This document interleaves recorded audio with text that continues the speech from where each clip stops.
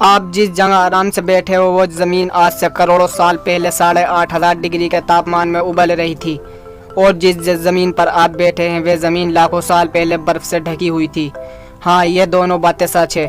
आज आप इस 15 मिनट की वीडियो में जानेंगे पृथ्वी के 450 करोड़ सालों के सफ़र को देखने वाले हैं। वैज्ञानिकों के मुताबिक जिस जगह आज हमारा सूर्यमंडल है वहाँ विभिन्न प्रकार की गैस और धूल के बादल हुआ करते थे। इन धूल के बादलों से दूर एक तारा हुआ करता था। वक्त के साथ उस तारे की ऊर्जा कम होने लगी, जिसके कारण उसके अंदर एक विस्फोट हुआ। विस्फोट की वजह से अंतरिक्ष की ये धूल एक दूसरे में दबने लगी। इस वजह से धूल के छोटे छोटे कण दबाव और गर्मी के कारण उल्का पिंड में बदलने लगे, और इसी दबाव की वजह से इन बादलों में स्थित रेडियो एक्टिव पदार्थ ने ग्रेविटी का निर्माण किया। इसी ग्रेविटी के कारण हाइड्रोजन और हीलियम इकट्ठा होने लगे। बीच के इस भयंकर दबाव के कारण एक विशाल विस्फोटक हुआ, और इसी विस्फोट के कारण हमारे सूरज का जन्म हुआ।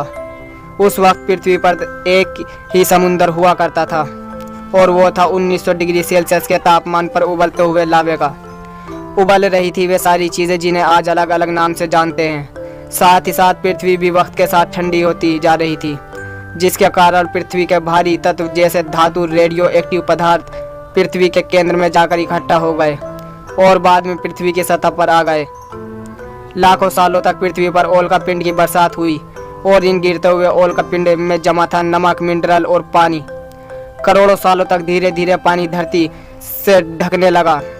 वैज्ञानिकों के मुताबिक यही वो वक्त था जब दूर गहरे पानी में निकलते ज्वालामुखी में से सूक्ष्म जीवों का निर्माण हुआ। लाखों सालों बाद एक वक्त ऐसा आया जब पृथ्वी की पूरी सतह पानी से ढक चुकी थी। हमारी पृथ्वी के सबसे अंदर का कोर जो एक्टिव पदार्थ से बने होने के कारण हरदम गर्म रहता था, जिस वजह से पृथ्वी के अंदर की गर्मी बाहर नहीं निकल पाती थी, जिसके कारण ज्वालामुखी का निर्माण हुआ।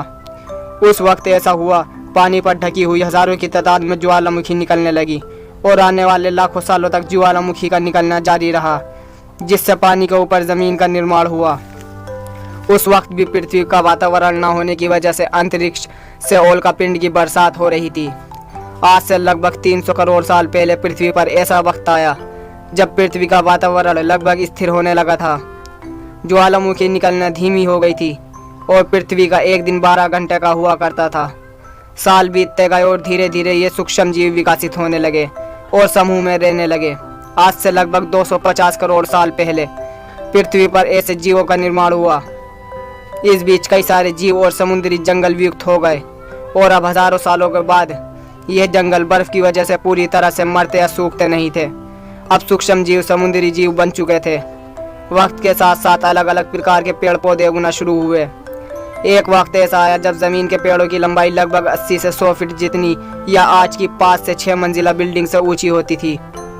यह वह वक्त था जब समुद्री जानवर समुद्र से बाहर निकल रहे थे और ज़मीनी जानवरों में परिवर्तित हो रहे थे। धरती की ज़्यादातर ज़मीन एक जगह इकट्ठी हो चुकी थी, जिसे हम पेंजिया महाद्वीप के नाम से जानते हैं। पृथ्वी का वातावरण और तापमान भी अब स्थिर हो चुका था, और अब 21 से 23 घंटे का दिन होने लगा था। अब समुद्री जीव पानी से बाहर रहने लगे थे, और वातावरण के हिसाब से उनके शरीर का रंग भी बदलने लगा था, और यह ज़मीनी जानवर डायनासोर में परिवर्तित हो गए। जिन डायनासोर ने पेड़ पौधे खाना शुरू कर दिए, उनका शरीर लंबा और विशाल रूप से विकसित होने लगा। कुछ डायनासोर शिकार किया करते थे, जिसके कारण वे छोटे तेज होते चले गए। डायनासोर ने आने वाले 20 से 30 करोड़ सालों तक पृथ्वी पर राज किया। उस वक्त डायनासोर समुद्र से लेकर ज़मीन और आसमान तक राज किया करते थे। आज से लगभग 6 करोड़ पहले पृथ्वी की तरफ आज के माउंट एवरेस्ट से भी बड़ा लगभग 4.5 लाख करोड़ किलो जितना वजनी उल्का पिंड लगभग 80 करोड़ किलोमीटर प्रति घंटे की रफ्तार से पृथ्वी की तरफ आ रहा था। पृथ्वी की सतह को छूते ही उसमें भयंकर आग लगी, और वह जलते हुए सीधा पृथ्वी से जा टकराया। इस टकराव से होने वाली ऊर्जा आज के 10,000 करोड़ जितने परमाणु बम एक साथ फटने के बराबर थी। जहां यह उल्का पिंड गिरा वहां के पेड़ और जानवर तुरंत जलकर मर गए, और तुरंत जमीन पर धूल फैलने लगी। समुद्र में भयंकर बाढ़ आने लगी। भूकंप और आग ने पृथ्वी को जलाना शुरू कर दिया। कुछ ही देर में पृथ्वी नर्क होने लगी थी। उस वक्त हमारे पूर्वज जमीन के अंदर रहा करते थे, जिससे वे इस विशाल दुर्घटना से बच गए।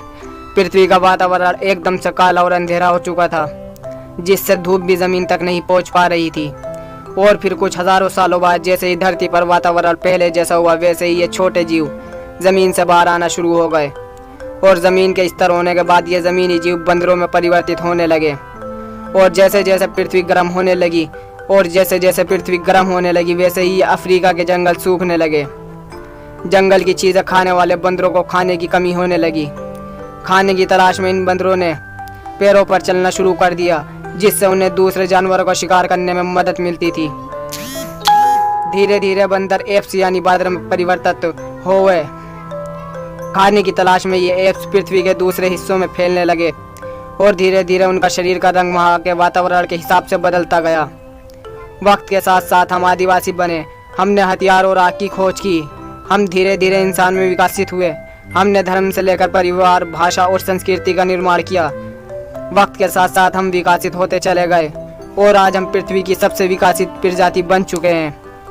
पृथ्वी को आज के जैसे बनने में लगभग 450 करोड़ साल का वक्त लगा है और हमें एक छोटे से ज़मीन में रहने वाले जानवर से इंसान बनने में कई लाखों सालों का समय लगा। मगर हमने इन 100 सालों में पृथ्वी को जितना गंदा किया है उतना आज तक किसी भी प्रजाति ने नहीं किया।